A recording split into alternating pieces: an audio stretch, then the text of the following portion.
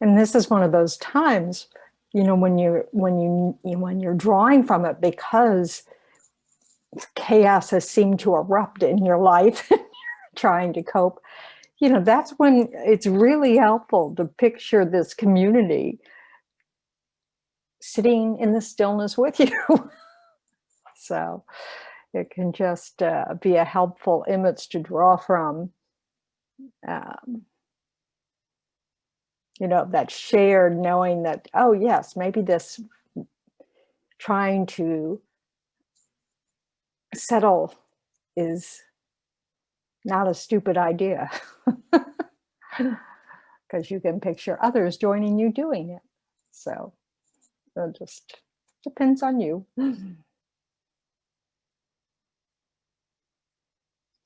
Yeah. So it's 11.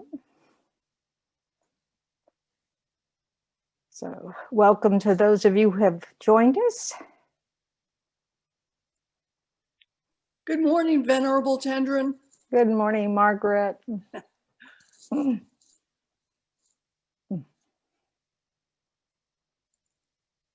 So for those who are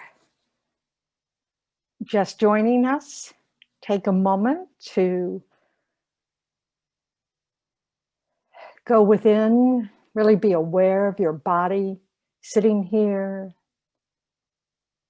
that you're listening to the sound of my voice,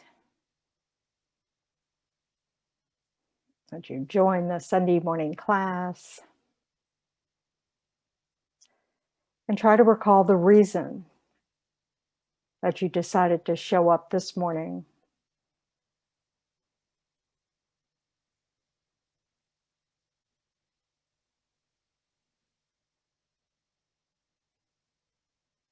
And based on that reason, generate a positive intention to use your time well.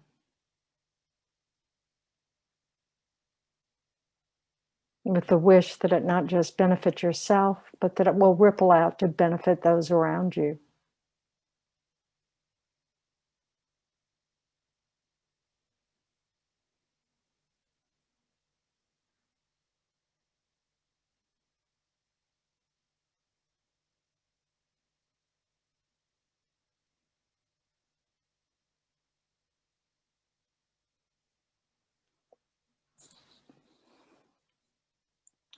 And let's recite the four immeasurables. And for those of you who are comfortable reciting the refuge prayer,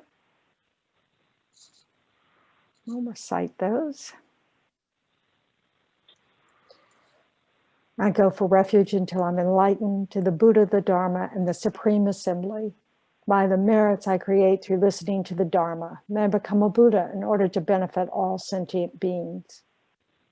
I go for refuge until I'm enlightened to the Buddha, the Dharma, and the Supreme Assembly. By the merits I create through listening to the Dharma, may I become a Buddha in order to benefit all sentient beings. I go for refuge until I'm enlightened to the Buddha, the Dharma, and the Supreme Assembly. By the merits I create through listening to the Dharma, may I become a Buddha in order to benefit all sentient beings. May all sentient beings have happiness in the causes of happiness. May all sentient beings be free from suffering and the causes of suffering.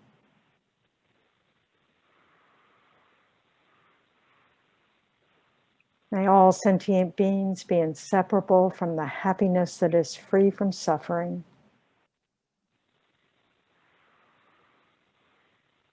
And may all sentient beings abide in equanimity, free from attachment for friends and hatred for enemies.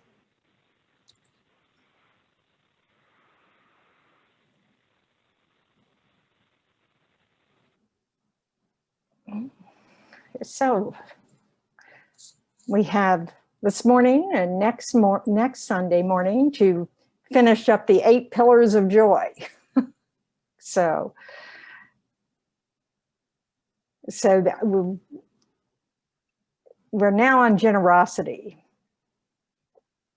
So just to refresh your memories, and also for those who haven't been present with us, we've been going through, we started with perspective. That's that stepping back and looking from a bigger lens, not just our own narrow self-interest, humility,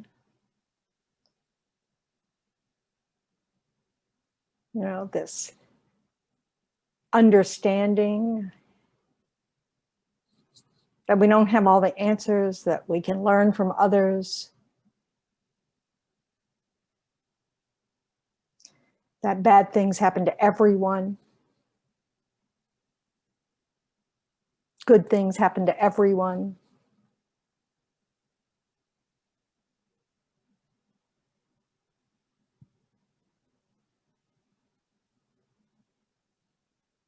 We don't have to feel pride.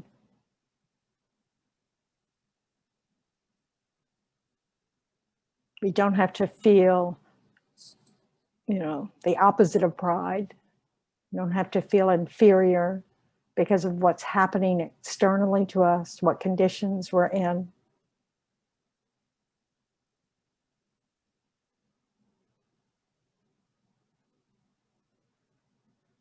Our value comes from our existence and how we respond.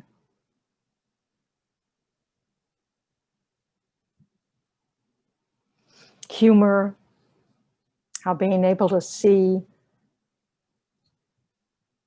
how funny we can be can help us handle difficult circumstances. Acceptance of what's happening, acceptance of ourselves as we are, acceptance of others as they are. How this can help us respond in a way that is congruent with how we, what our principles are, our values are. How important forgiveness of ourselves and others.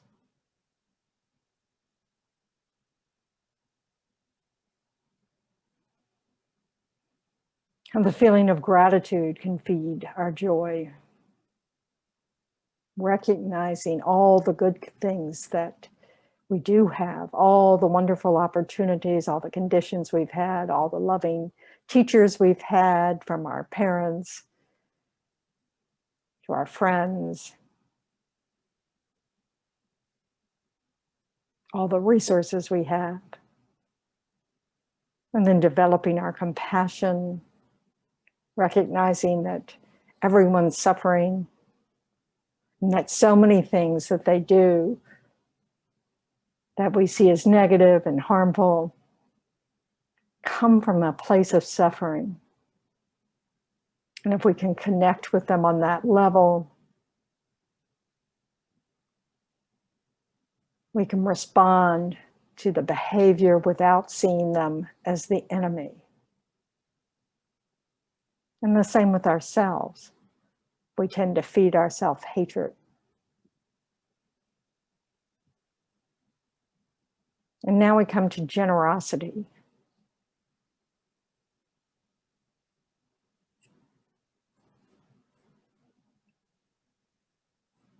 So what's generosity?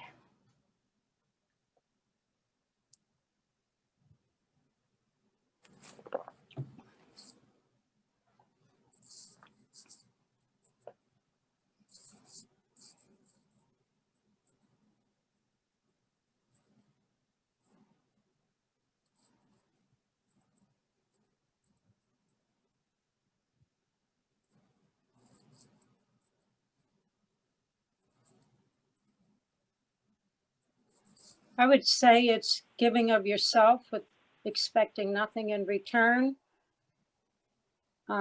Just joyfully giving to others. It's probably not what you wanted to hear, but that's what it kind of means to me. That's what I wanted to hear. What does it mean Right. to you? Yay. Thanks, Marianne. So it's a giving of yourself.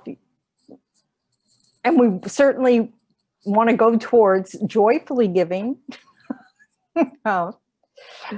And it doesn't, with nothing, no expectation of return. I mean, there's a lot, if we're not giving, if we're giving with an expectation of something in return, how does that shift things?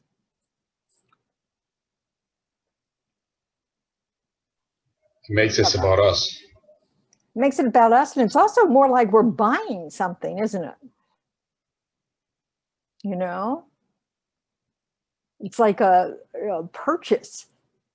I'm buying this for you, so that you'll, give me something back. So we really want to recognize when there's an element of that in there and try to, clean it up a bit. We want to practice generosity. Generosity, it's said in Buddhism, is the cause of resources.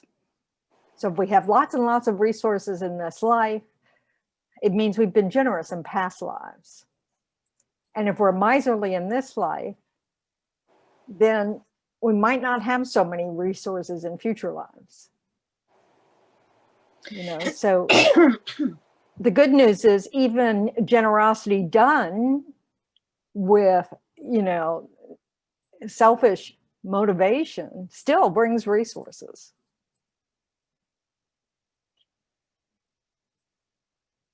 But it probably brings resources with strings, just like the generosity that you engaged in had strings.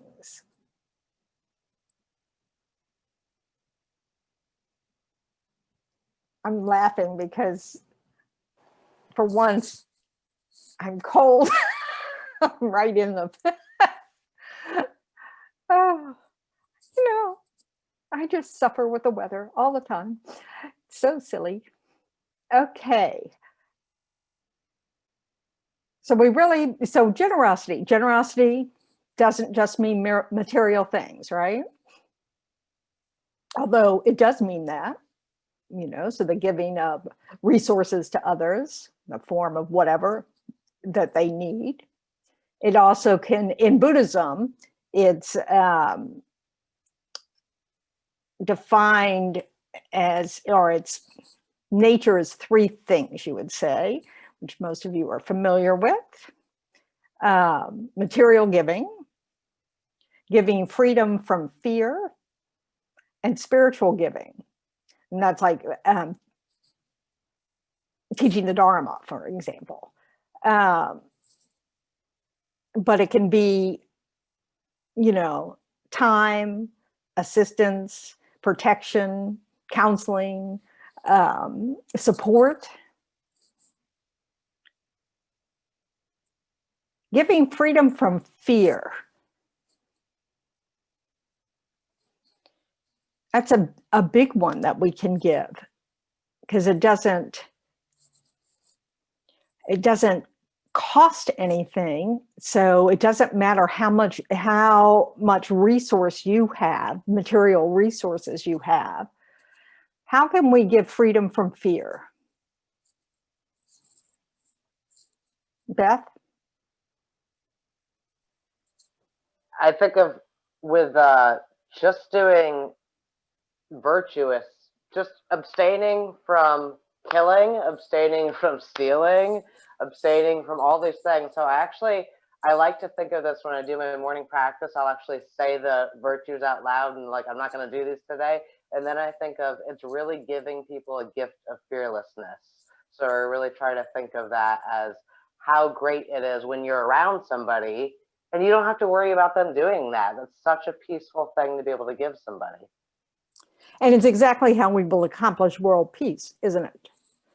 So this, one of the things that when we're working on our minds and trying to develop the strong determination to do no harm, is that gift of doing no harm benefits everything around you.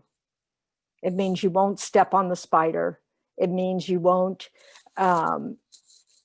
drive recklessly.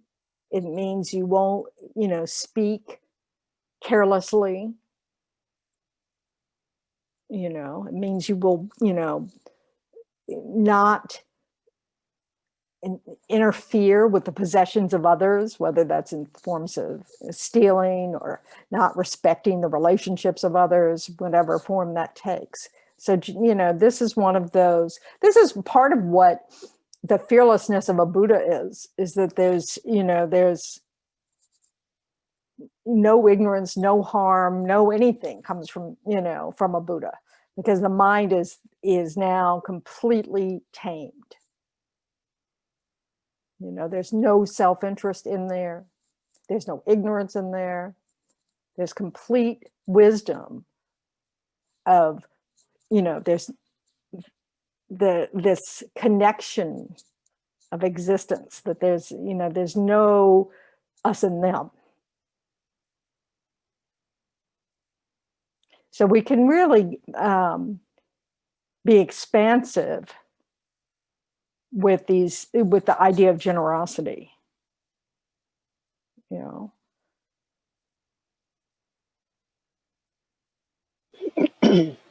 Yes, Francesca. Yeah, so I'm thinking that your question was about fear, right? Protection from fear.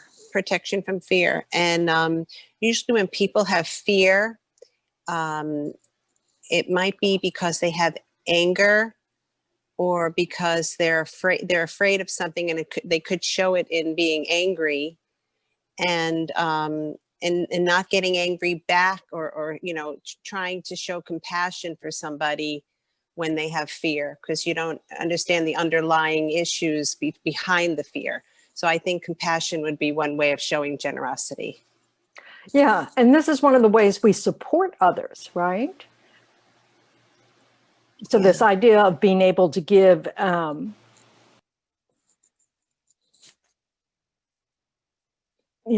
this protection from fear. I mean, part of that is that I won't run away with you when you're having a bad day,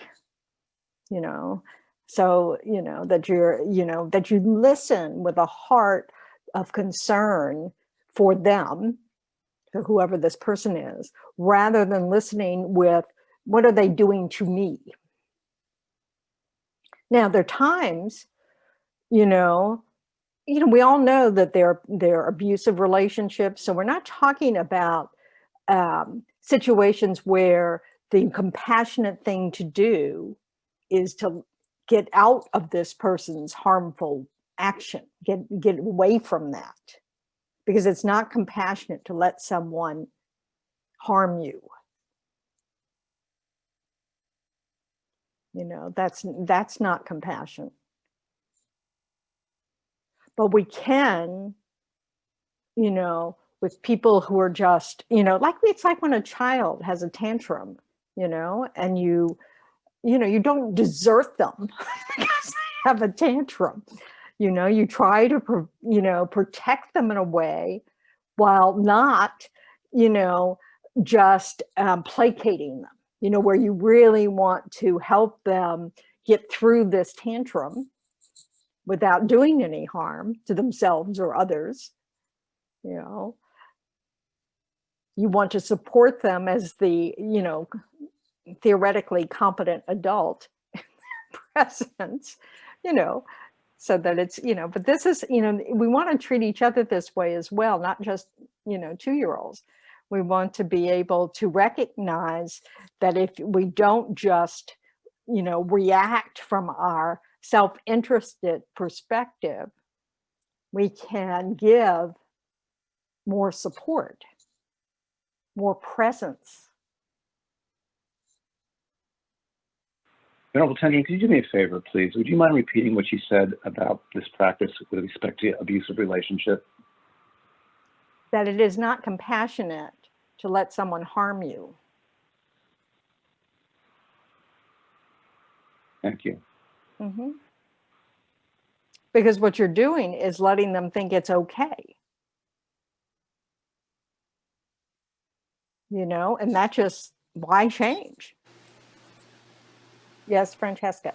Okay, so here you're in a situation where, you know, somebody's, you know, showing fear, anger, and you don't want to just ignore it because that isn't showing compassion, basically. So you want to, with wisdom and in some sort of wise way, be able to communicate that you're not, you know, maybe how you feel, or is it not about you at all? Is it how, you know, how you understand how they're feeling? But isn't that in a way sort of just placating? Like you said, you don't want to placate. You don't want to make them feel like you're placating. No, you want to find out. You want to try to create an avenue for them to express what's really going on instead of acting out. And if they choose not to, if they just choose right out not to even discuss it with you, then you have no recourse. I mean, you just Right. This isn't step about away. changing them. They get to choose. Mm-hmm. They can do what they want to do, just like you can do what you want to do. Mm-hmm. You know, but my at least dad, you let them know. In other words, you're saying you should let them know. I'm not saying that, Francesca. No. Okay. It depends. Mm-hmm. We don't want to escalate things. And certainly it's sort of like talking to someone who's intoxicated. That's not the time to have the, you know, nice rational discussion. That's not the time. You know, I remember my dad, my mother, you know, was an alcoholic. And so my dad finally decided that they weren't going to do any entertaining at home because he couldn't leave if they were at home. So so if he felt her behavior was, you know, inappropriate, they would leave, you know, wherever they were. You know, so it's this, you know, we can take steps to protect someone even from their own negative behavior, in the sense that just like if someone, I don't know, you don't let a drunk person drive. And you'll go to great lengths to not let a drunk person drive. You don't just go, oh, well, hell, it's your problem. No, you try to take the keys away, you call the cops, you do whatever you can to keep them from getting in the car and driving off drunk, where they become a weapon. You know? So most of us, fortunately, are not dealing with that from moment to moment.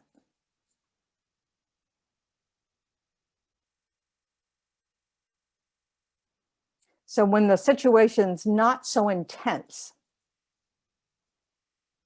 how can we practice? Hi, Katrina.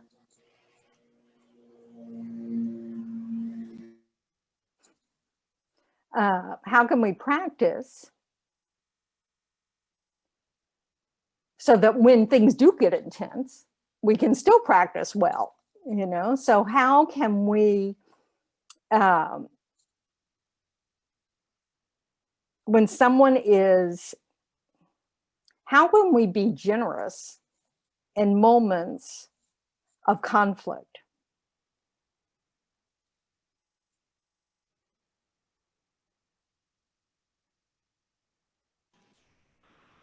Generally, Yeah, Bobby, go ahead. generally, I just let them speak and I listen. So that's one thing we can do. You know, and we might even say, oh, I can see that you're disturbed about something or upset about something, you know, if they're just stomping around, if they're not talking, we can, you know, we can give them that opportunity to listen. Now, when we listen, do we have to treat the other person's words as the absolute truth?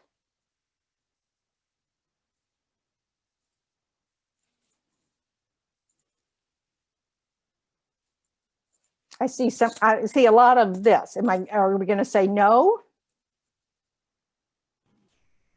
I would say No, but it may be their absolute truth in their mind for them. Yeah, but they can be wrong. You know, so it's important to remember this. Why? What are we afraid of? What sometimes prevents us from listening? Yeah, Robert. I think in my particular case, sometimes I do engage and I feel attacked.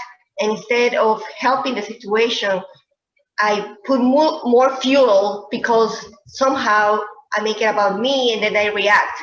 Okay, so that's part of the thing, Veronica. So this is what we want to look out for. You know, if we think someone's words are always, you know, the most reliable in the room, then it's hard for us to just hear what they have to say. Because we think just listening to it means that we agree with what they're saying. And that is not correct.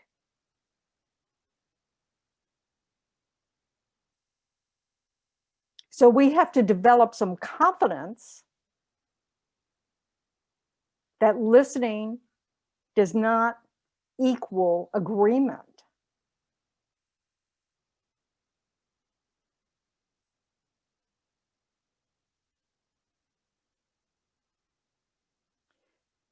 It's also okay to request respectful speech. Now, couples sometimes have to end up in therapy to learn how to have respectful speech to each other because they practice disrespectful speech for so long.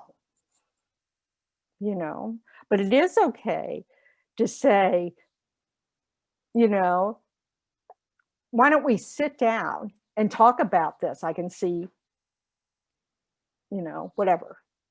It looks like you're very frustrated about something, but I can't hear you when your voice is raised. I shut down.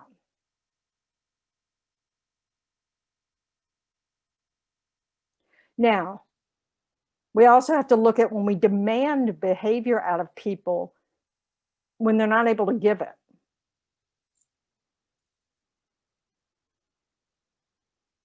You know, if someone's hysterical, they may not be able to sit down and talk about it calmly.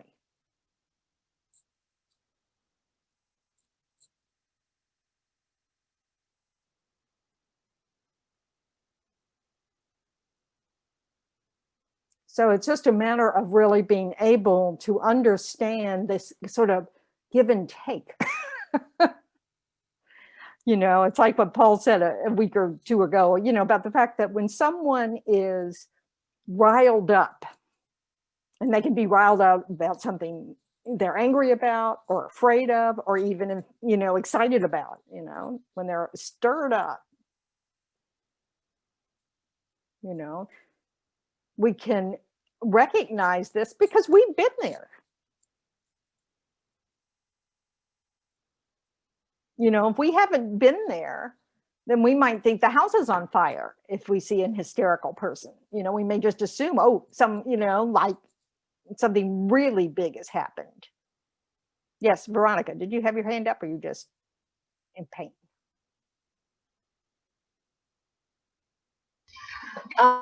Yes, that is true. Especially with me and Robert, it has been an evolution of how to handle crisis, if you will, or fights. At the beginning, obviously, like many couples, we engage, but then we have come to the conclusion that sometimes we need not to talk. We just need time apart. And I think that is wise because when we cool off, we come back to the table more level-headed and not with intention of winning the argument or hurting the other people. Because when you are in the argument, you want to win it. I mean, so that's all. Yeah, thanks, Veronica. Yep. Yeah, I mean, this is the thing. So couples, or partners, when you, or people you live with, I mean, just, the kids, the roommates, these are things that we,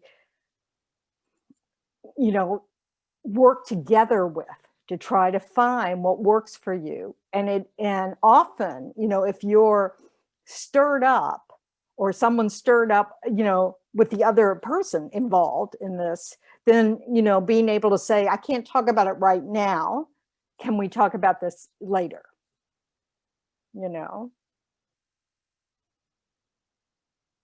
Because being calmer makes a big difference in the outcome. Because wisdom's allowed to be present when we're not staying at that surface agitation. When we're staying at that level, when a state of mind has hooked us and we just stay there, we keep rehearsing it, there's no room for compassion, wisdom, those things to arise too. So it's really important to come up with ways to help each other set aside having to handle something right in those kinds of moments. You go take a walk together or separately. And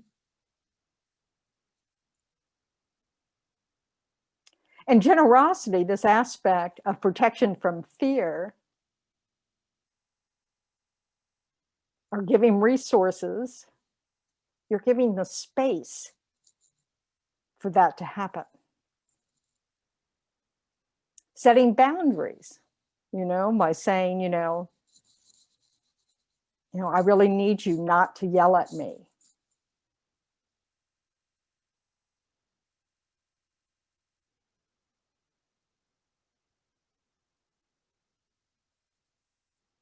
Or I need to know that if we're not going to talk about it now, that you will talk about it sometime in the next 48 hours. You make agreements.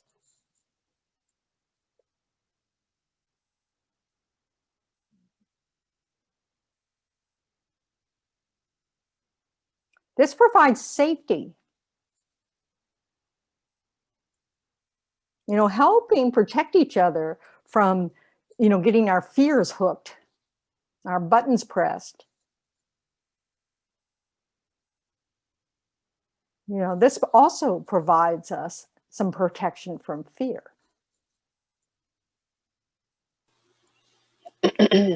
Yes, Francesca. So what about forgiveness? If the other person just right out refuses to forgive, say you're engaged in an argument and they just say they're never going to forgive you. What? So like, you just have compassion for that person? Or for yourself. Hopefully for both. Yeah. I mean, first of all, if you're yelling at each other, probably time to stop.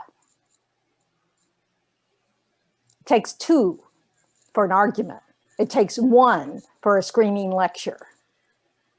I personally was very good at screaming lectures. I guess when I'm talking about an ongoing dispute that someone just feels there's just no reconciliation, Well, that kind of thing. This idea that someone else eventually needs to cooperate is what? Have they signed that contract?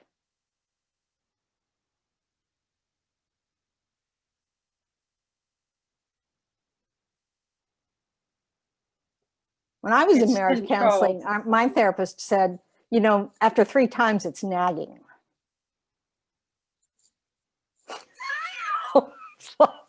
If nothing changes, you either leave or you let it go.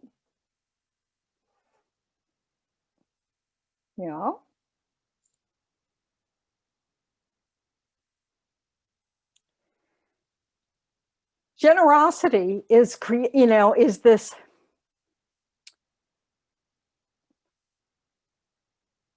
we're never going to resolve everything. We're never going to like everything about someone else.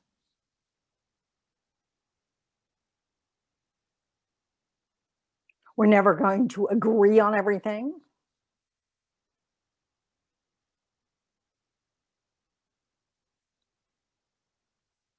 So you really have to ask yourself, what is it that can keep relationships afloat? Because none of those things are going to happen.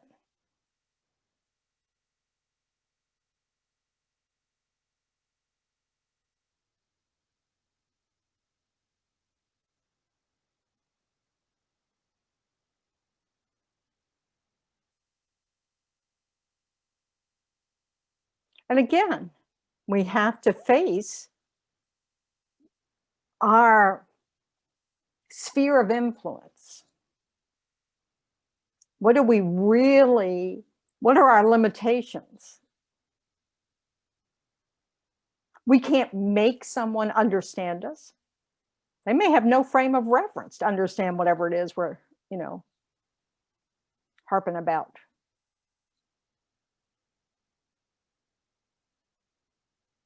We can't demand someone change their behavior. We can set boundaries, but they can not do them. And we have the choice to end relationships.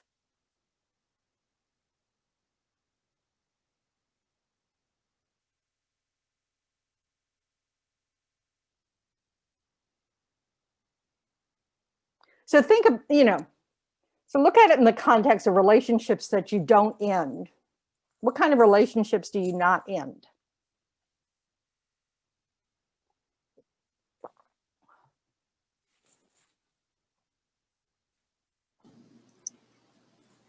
My daughter-in-law. Why? Because my son is married to her and I want to be part of a relationship with my son. Yep. Okay. So like family members, right?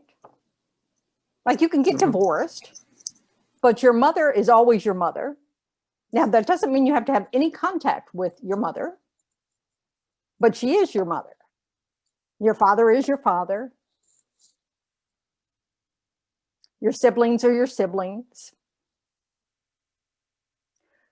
So think in terms of, sometimes it's helpful to remember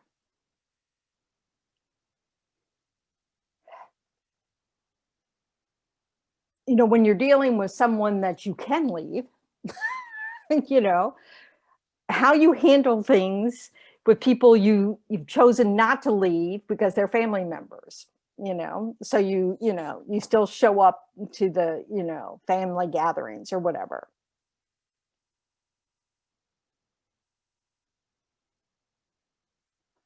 To help you see there is room for accepting people exactly as they are. And again, this does not mean that you tolerate behavior that you find unacceptable. That's when you leave. And whether or not you have contact with them at other times, that's fine. It's like I had a friend who just, her mom started drinking, she left.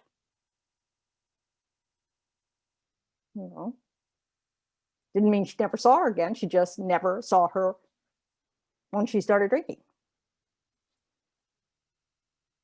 Because that was a boundary she set for herself.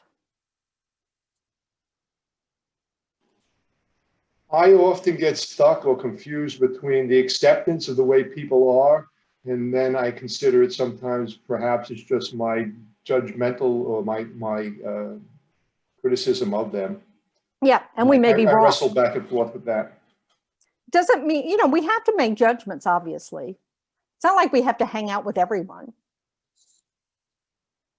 But we do want to recognize, this is where humility comes in. We want to recognize that our judgments are not absolute truths.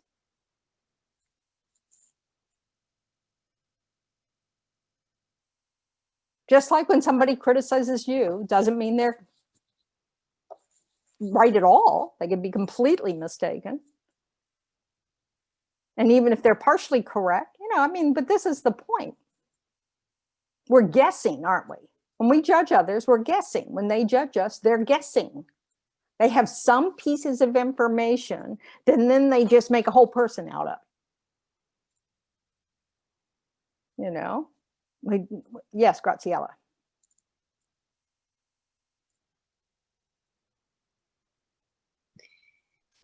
Also, I'm thinking about impermanence, that I feel really fortunate that someone can have a bad day or a bad time, and that I didn't make a final decision based on that behavior, because that person could be in a different space the next time, the next day. And thank goodness people give the benefit of the doubt. Mm. Mm. I'd have no friends, 0 friends, if people didn't give the benefit of the doubt. How about you? So we want to keep this in our minds. When we talk about forgiveness, and we talk,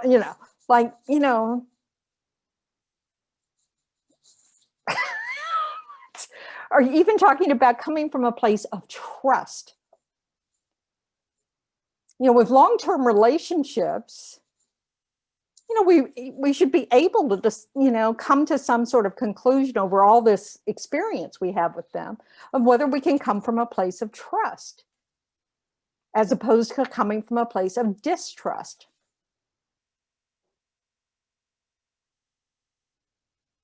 And it's really can be a shocker when you realize how the dynamics change if you assume this person that maybe you married loves you and doesn't want to harm you. That your siblings care about you. Now, they may not know you at all, so they don't know what that means, but that it's just, that it's, we really want to look at our expectations and how, if our expectations are miserly,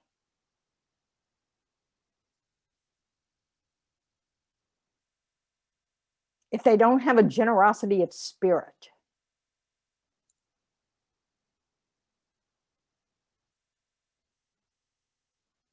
and we can have that with ourselves. We can shortchange ourselves as well.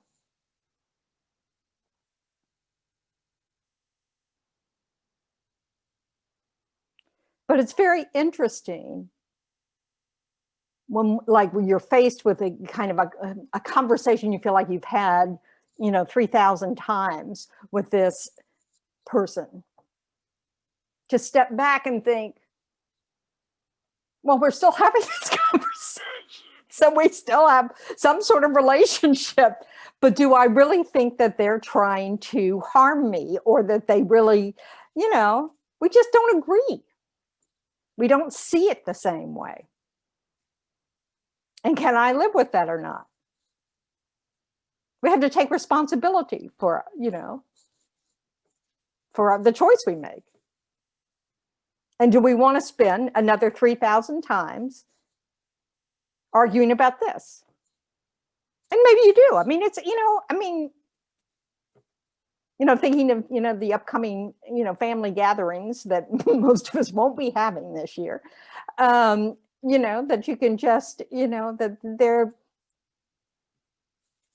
sometimes we're comfortable in, well, not just sometimes, the teachings remind us that familiarity, we're very comfortable with what's familiar, which is why it can be hard to let go of bad habits, because we're so familiar with them. And, it's sort of like, well, that's how it should go. So it's this,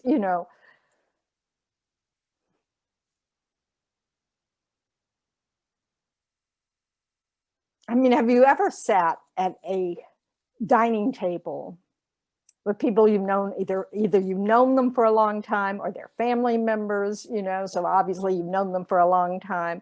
And there's some conversation you go and you're just sitting back thinking, we've had this conversation at every dinner I've ever been. I've heard that, you know, like family stories. I've heard this family story at every dinner when there's been a new person introduced, you know, like someone brings a date or something, you know. And we're not mad about it. We're just kind of, you know, here we are. It's familiar. And we're comforted by that familiarity. You know. Big Fish. I say watch that movie. What a great movie. We just watched it the other night. And it was a good lesson. Yeah. Because not everything you think is true that someone's telling you, but it's true for them, and the respect of other people's views, I guess, and how they see the world. A really nice movie. And if we want people to respect our views, you know, that's part of the, you know, give and take of connection. You know, it's not, I'll only listen to you if you agree with me. Venerable Tendron, I was just struggling with something. I think I came up with it. I just want to check in with you. In relationship, one of the things I often fail to realize is that some people are just simply not capable of knowing themselves well enough to be able to communicate truthfully, or there may be other circumstances. So my expectation that I lay on the relationship can be very disturbing to me if I'm not mindful of that. But I still have trouble kind of dealing with it, because I'm just making it still all about me. And I guess this is where kind of the generosity of spiritual giving, I'm not sure. I think you get what I'm kind of talking about. Yeah, I mean,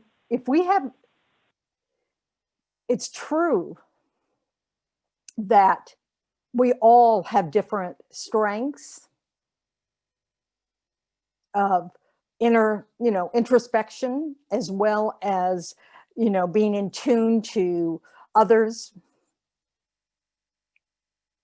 And if we place what we expect of ourselves on top of others, or if we are strong in a certain area and we expect everybody else to be equally strong in that area, then, you know, of course they're going to disappoint all the time. But also, we have to just be careful, because we somehow think our way is the way. You know, whereas for someone else, you know, can you imagine, you know, a bodhisattva on the 10th level, you know, being all that interested in anybody's conversation?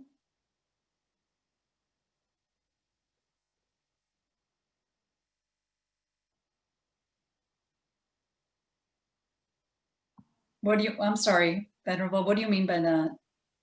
What I mean is, I would think that a bodhisattva, or maybe a Buddha, I'm not sure, is going to be able to understand exactly what the afflictions and the suffering and the need and where this person's potential is, and they just can see everything, right? So Buddhas that's can, how yes. they would, right, that's how they would engage. But would they be interested? In other words,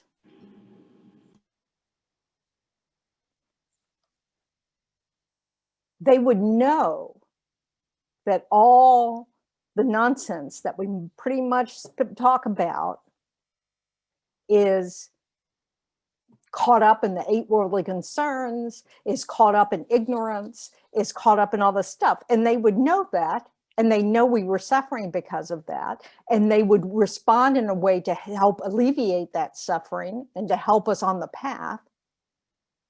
But would they feel like it was so important to know exactly this? I mean, this is the thing. Because we're so wrapped up in ourselves, we kind of maintain this, you know, this belief that everybody should get us exactly as we are. Well, nobody can do that except if they actually know your history, your mind, and that's what you can do once you're, you remove obstacles to knowledge. But the point is, that's not the main thing. It's making those connections and understanding there's not so much difference between self and other, that it's really just a point of view. It's just a label.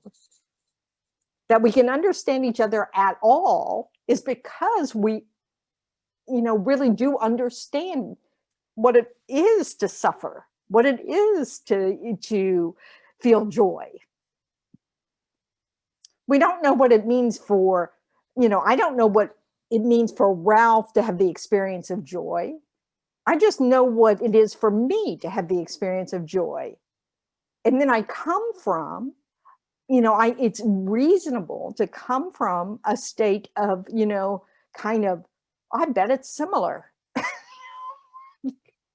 So that this is the thing, is that this is where humility can help. Judging others by, our view, thinking that we know better, or if only they would do this. Now, it's not that we're always wrong. Sure. Just like we've learned, oh, gee, if I start my day with a positive motivation and start my day with the wish to not want to do any harm and to have kind speech, that the way I enter into interactions with others will be different than if I start the day out with everybody owes me something and I am really sick of taking all this crap.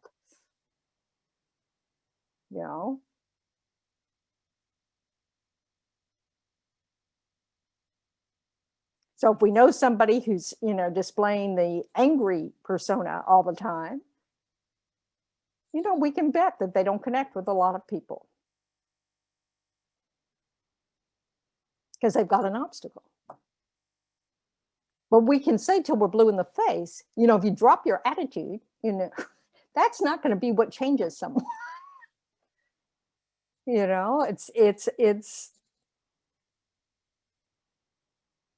different than that, the way we change. So having the right motivation, right intention is extraordinarily important here, it seems to me.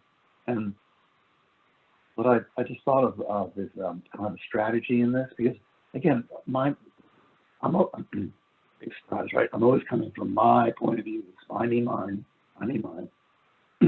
So I was just thinking in terms of generosity, the gift of mindful inquiry, really trying to explore and understand the point of view of another. Seems like it might be a worthwhile exercise if done with the motivation, if the intention is correct. Yeah. If it's not always about what's in this for me, which we can even do with, like with the attitude of, am I going to like this person? I only want to know more about them if I like them, whatever, it's just, it's,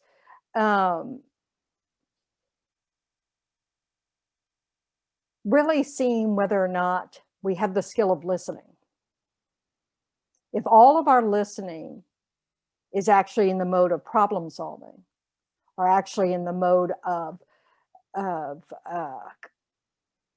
looking for the flaws in the rationale, if all of it's about, the next thing that you say, then you're not listening.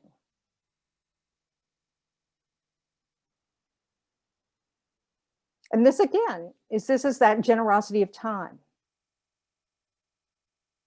I'm going to, give you the gift of time to not only to speak and let me listen, but I'm going to give you the gift of time of, not rushing the process by trying to come up with my answer before you've even finished talking.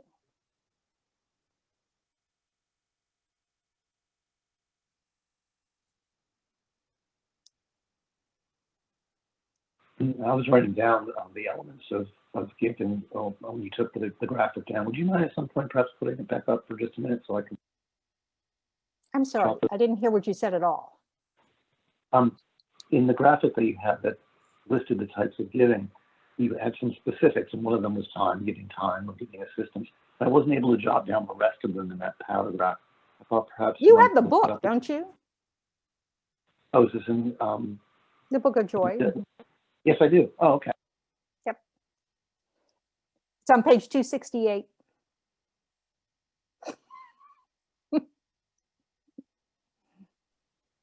I had a therapist tell me as I was, learning about boundaries, that she said boundaries are like, or are the acronym BIG, important and generous. And I thought that was very helpful, and this goes to that time, right? Like really wanting to understand the other's perspective or where they're coming from. And that is an act of generosity. And that I find that very helpful. And what's so interesting is the person that you're being most generous to is you. If you want relationships with people, this is how you succeed. If you want to be alone, don't worry. Pretty much you can do that. That's easy to accomplish. But if you want relationships, then learning how to set boundaries, how to be generous in listening. So one of the things that comes to mind with generosity is what can be an easy obstacle to generosity when we're talking about these kinds of things, relationship issues. What do you need in order to be able to listen to someone? You need the person to be willing to talk to you first. Yeah. And Francesca, you're always about the other person.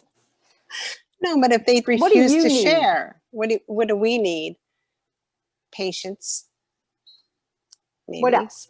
Patience, certainly. You need patience. Okay. A calm mind.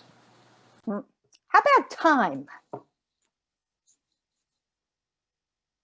We keep talking about time. You have to take the time to listen. If you have a super busy life, is that going to happen?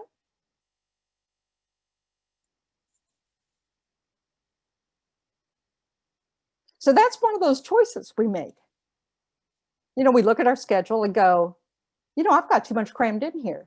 I cannot have interactions with human beings based on this schedule.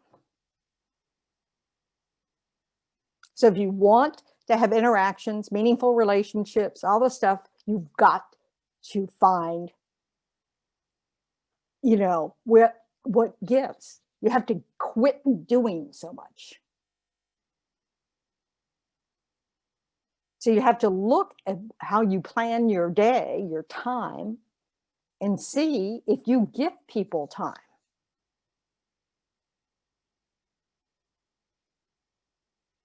Do you give yourself enough time to actually be with people?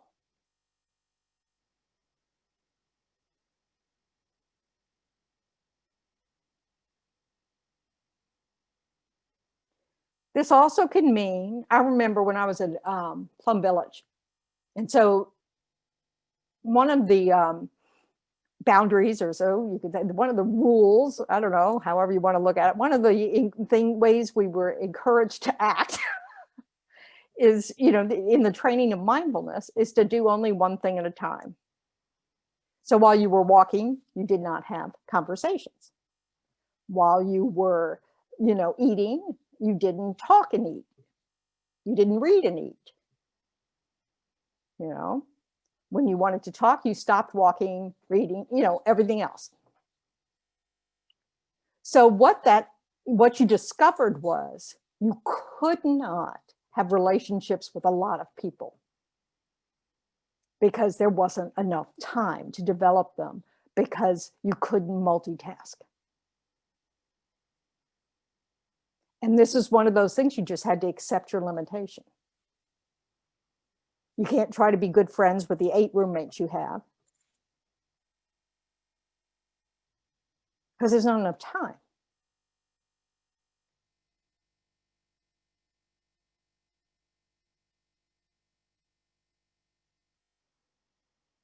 So this is really important to keep in mind. So one of the obstacles to our being generous is we don't allow ourselves enough time. Yeah, Veronica.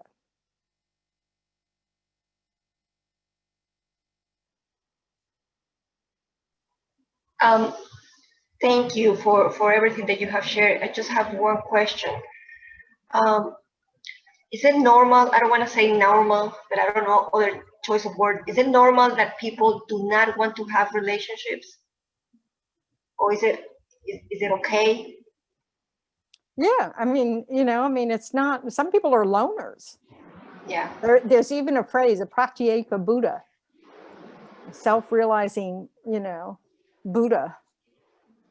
They don't, in the life they become enlightened, they don't hang out with others. In other words, they don't need their teachers. They're far enough along. But yeah, but there are even pratyeka Buddhas that are social. So anyway, that's not important. But the point is that, not everybody wants to be involved with lots of people. Most people, though, benefit by having connections. Which is why people who, say, get addicted to gaming can have problems, because they never actually interact with people face to face, like us. So it's just this, we are social creatures because we're interdependent. We're interconnected. We actually cannot survive without others' help. But how many relationships you have in your life, I remember a friend from a support group kind of thing. And we had a one-on-one dialogue during, in the context of the support group. And she said, I just want to say that, I wish I had more time to, include you into my life beyond this support group, but I don't have the time, So it's just, we need to accept our limitations. We can stretch ourselves too thin if we want to be best friends with everybody or know everybody's story. We can burn ourselves out.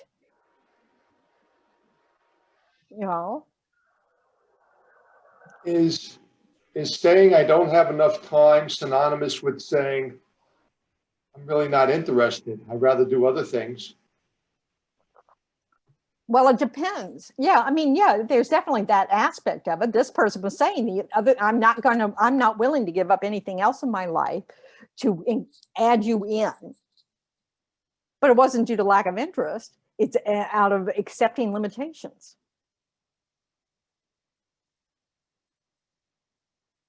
And there's no need to tell someone at all in general. We don't have to go around going, yeah, well, I'm not going to make room for you.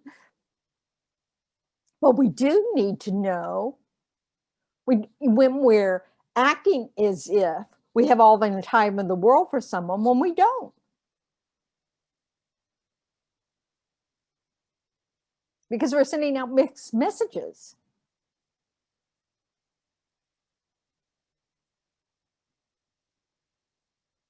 But we always have, we can always be kind. We can always be polite, courteous. We just have to learn the ways to do that. If we don't, if we just, didn't learn them.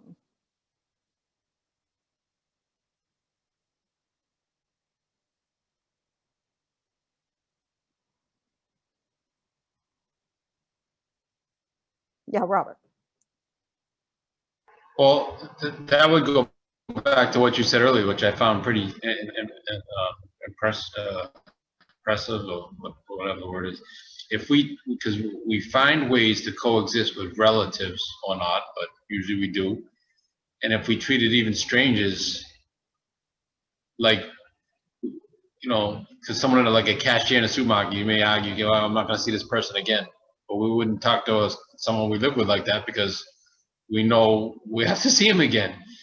So that ties into what you just said, really. So if you just shift the mindset with everybody, which of course is self and others, and realizing we're all the same, or not all interdependent. But really, that's true. If we do kind of dismiss people that we really think we don't have to, maybe not dismiss in a rude way, just think we don't put the extra effort, I guess. Well, we don't see that they don't enter into our field of mindfulness. It's just sort of like, and that's something we want to work on, people we are indifferent towards. But it's like that quote, which I couldn't tell you who said it or whatever, because I'm sure more than one person said it, but basically, you want, it's just like the attitude of you want your kids to be well treated when you're not there. Who's responsible for that? Making sure your kids are well treated when you're not there. The rest of the world. And we are in that role when we're around strangers or acquaintances or other people's kids or other people's partners or other people, whatever. That's our opportunity to treat someone well, like we would want our partners treated well, or our kids treated well, or, everybody that we care about. So being mindful, this is that interconnectedness, interdependence, because we don't just go through the day, well, we have been lately. Usually we don't go through the day with just the people we know and choose to be with, or with all kinds of people. Because we go into stores, we're driving, we interact with others, in many different ways, even if it's just by, online or on the phone or ordering something, customer service, whatever, So recognizing that everybody is a person of concern for someone.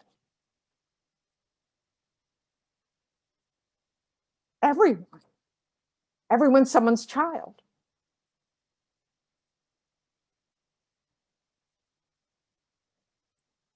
And coming at things from that perspective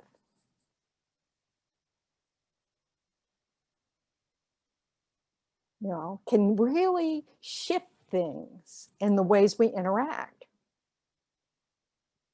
But we tend to have to practice this. We have to set a motivation. Then we have to try to do that through the day. That can be a goal for the day. Today, I'm really going to try to see everybody as someone's loved one. And they are in my care for this moment.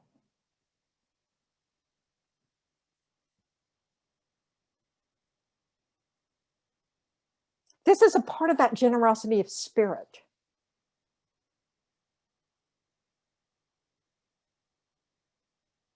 This idea that really, since we never know when our life is going to end, when our in-breath is going to be the last one we take, it makes it much easier to see whoever you're with right now is the most important person.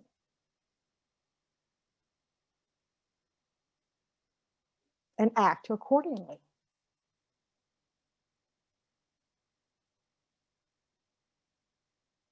You bet.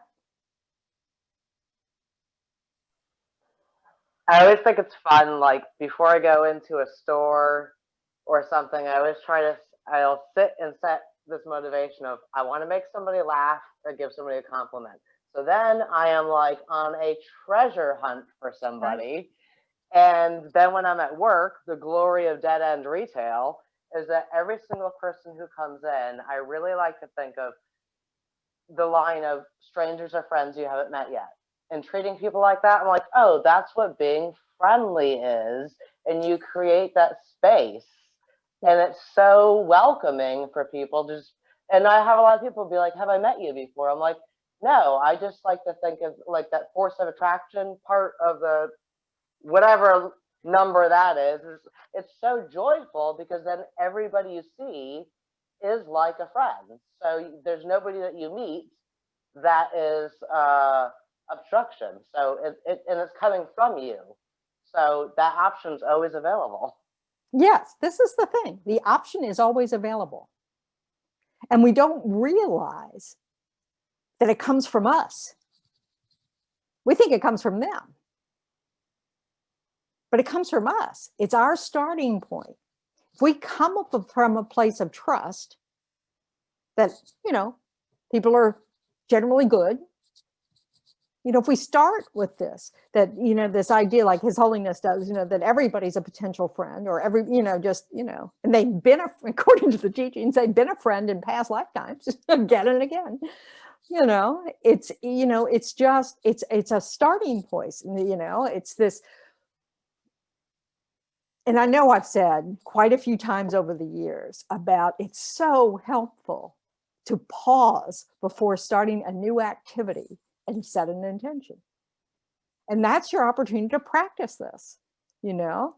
So whether you know, take a moment in your car before you know, when you're in the parking lot, before you go into a building and set a motivation, before you pick up the phone, before you start an appointment, you know, this is your opportunity to go, oh yeah, that's right. And you don't think in terms of yourself, you think in terms of what can I give? And, you know, courtesy and kindness is something that's, you know, now, yes, it throws us if we're, you know, starting from that place and someone immediately yells at us. But the more we practice this, the less it becomes important how they respond.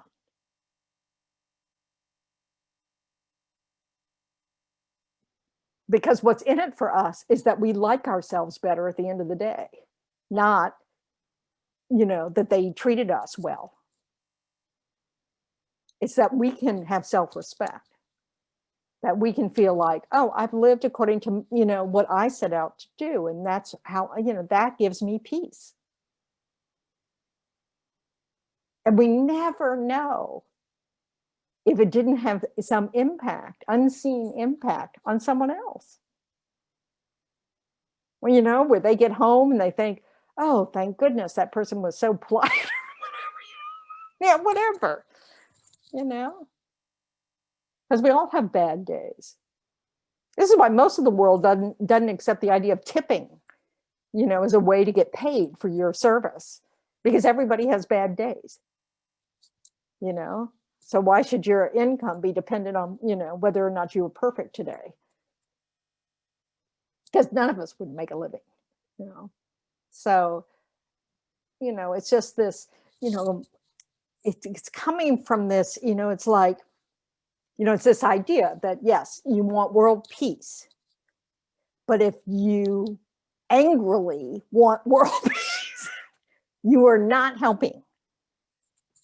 You know, it's just that, you know, we have to be peaceful in order to be part of the solution for world peace. You know, and it's extremely humbling to recognize that if one person is angry in the whole world, there isn't world peace.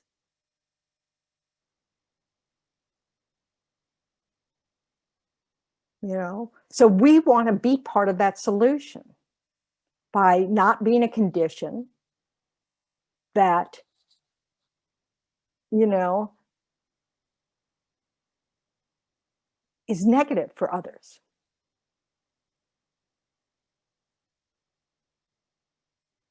And again, that doesn't mean we tolerate behavior that is harmful, because it is not compassionate for the person who's giving the harm.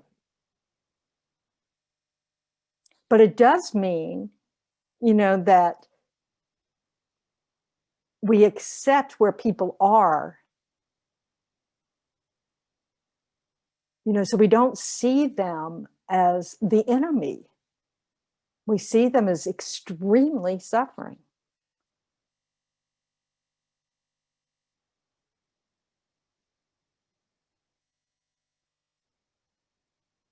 Well, it's 12:15.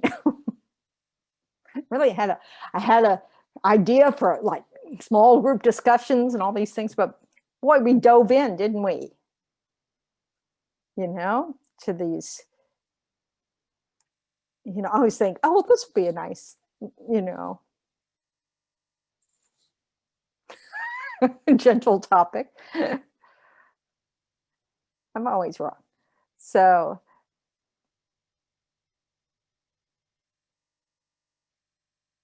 I think one of the challenges we can have in working with our minds, working with our hearts, is just this recognition, this, just like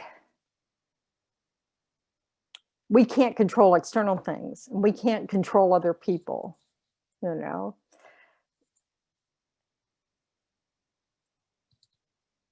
the effort always has to come from ourselves about our part in anything. I know there's a part of me that, wants to think it's someone else's turn today. That's just ridiculous. That's a ridiculous thought, But it can mean, okay, I'm feeling depleted. I need to really watch what I take on today, because I may not be able to control my body, speech, and mind.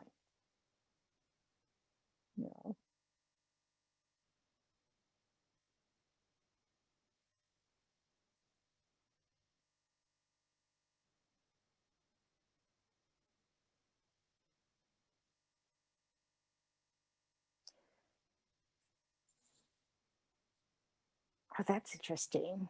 A file just disappeared off my desktop. Magical. I must have been hovering over the mouse too long, and it just decided to do something. So, I'm sorry, I have these conversations by myself. Yeah, Ralph. All right.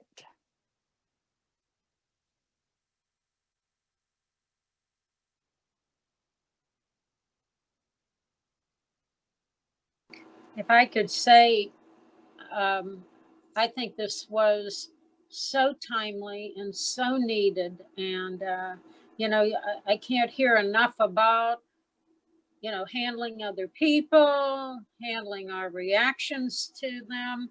I'm very grateful. It was so helpful. Thank you so much. Well, I'm glad, to me, these teachings are gold.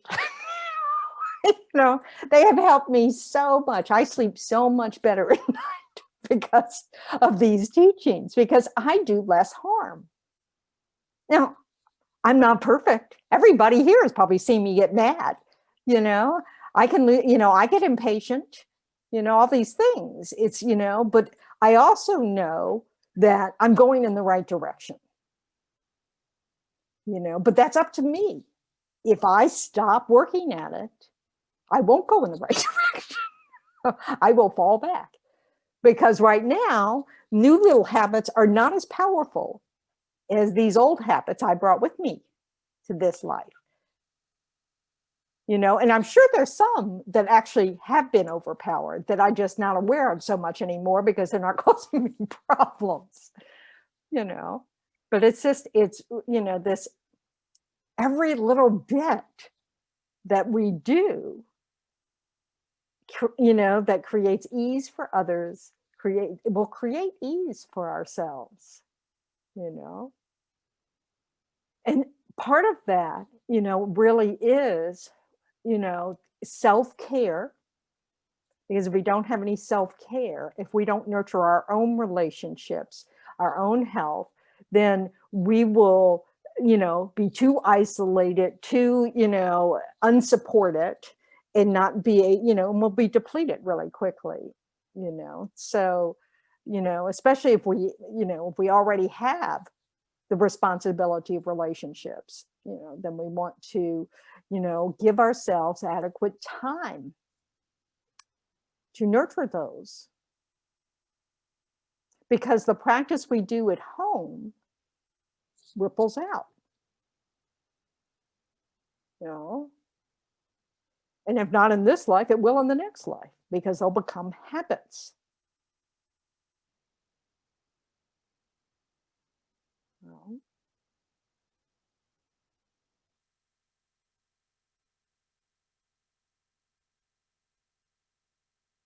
So are people traveling this year? Anybody got any family gatherings? When we can consider this an opportunity to nourish ourselves and, you know, feel like, oh, well, next year, you know, I'll be well rested from not having to do it this year. So anyway, but is anybody, I mean, I'm feeling like I called my stepmom yesterday and said, it's looking not good. You know, I just don't think it's going to be a good idea for me to come visit over Christmas. You know, she's, I don't know how old she is anymore, 92, 93, 94. You know, and she was so disappointed, you know, and it's that, you know, you have to kind of go, yeah, okay, but, you know, I really, even if I never see her again, because, you know, I don't know when death is going to come, I don't want her to have that kind of horrible, suffocating death of those who get coronavirus, you know. So, you know, it's just like, you know, so I have to be strong through her disappointment and not cave, because I don't want to disappoint her, you know, because I don't think it's the wise thing to do. Somebody else might think it's the wise thing. I mean, that's just my opinion, and it's not, you know, that's not a truth. I don't know what the truth is, but it's, you know, based on what information I have at hand, my wisdom, you know, for whatever that's worth, you know, I think it's wise for me not to go at this time. And hopefully there'll be a vaccine and I can see her in April, but, and she'll still be alive. All those would be good. You know, but so we have to understand that, you know, being compassionate, being generous, being patient, being kind, being wise, you know, that doesn't mean pleasing everybody all the time. You know, it doesn't mean we don't have feelings of, you know, where our heartstrings are tugged. It doesn't mean we're not sad. It doesn't mean any of those things. Except maybe being able to sleep at night because you don't have as much regret. So it's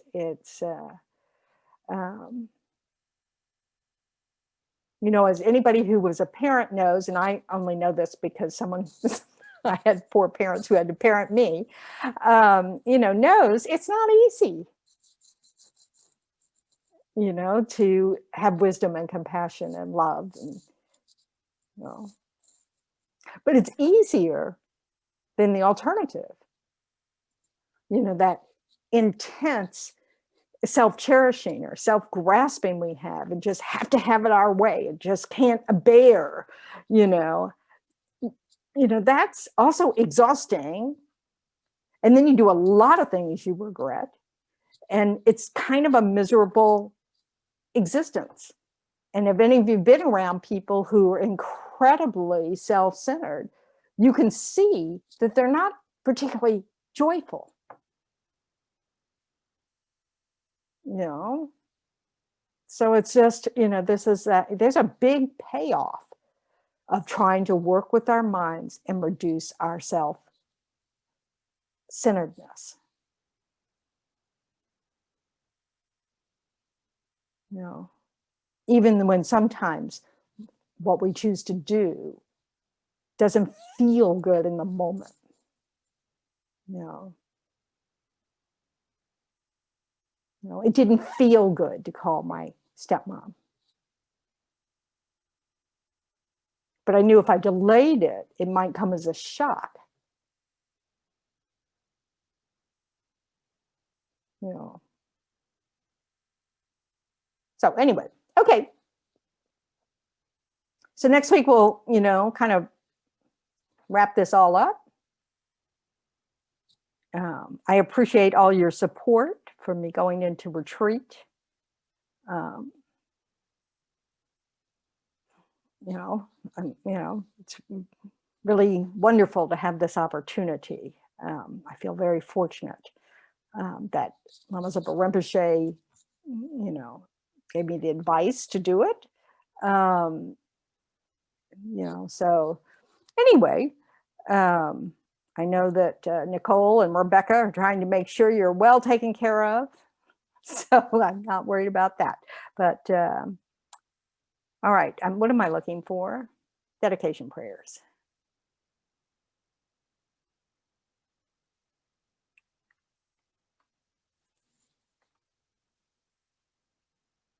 Oh, announcements. Do you have announcements? Yes, thank you, Venerable Tendron. And yes, this is next Sunday will be Venerable Tendron's last talk until May. So we will probably have a little bit of that session for a time for rejoicing in all of your benefits, Venerable Tendron, and our gratitude for you. So hope everyone can join for that. And also, you know, remember that we have a YouTube channel with lots of Venerable Tendron's talks and meditations. You're totally sick of me in no time. You know, like you really miss her. She's just a screen away. And then also we have a big community meeting tomorrow evening for some news on the house. So please join us at 7 p.m. The link will be on the website homepage. We had it scheduled for Wednesday, but thought because the holiday Monday was better. And then yes, also next month we have Oso Rinpoche on December 5th. Registration is up for that. Dr. Nick will be taking over Sundays. Venerable Amy will continue on Thursdays. And Don Handrick will be leading a course starting December 1st. So yes, lots of stuff A week from Tuesday. Yes, a week from Tuesday. So I think that's it. Thank you. So y'all are in great hands. So enjoy. It's always beneficial to hear the teachings from many different voices because it just, as long as they're all faithful to the teachings. So checking your sources does matter, but it's the different presentations, you know, you'll hear them differently, and that's really great. So anyway, all right, so let's rejoice in our time together and any positive potentials we place in our mind stream that we can dedicate to ripen for the benefit of all suffering sentient beings.